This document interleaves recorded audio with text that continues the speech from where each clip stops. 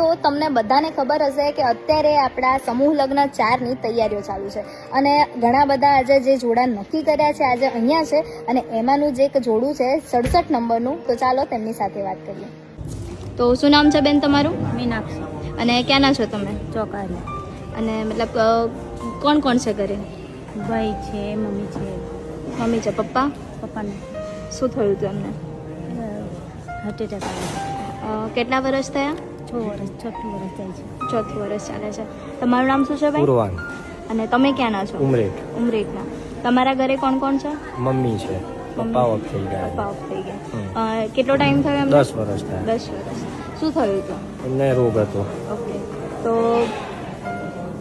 તમને બંનેને મતલબ એવું હશે કે ઘરમાં આટલી બધી મતલબ પપ્પા નથી તો મારી જે લગ્નની જવાબદારી છે એ કોણ ઉપાડશે?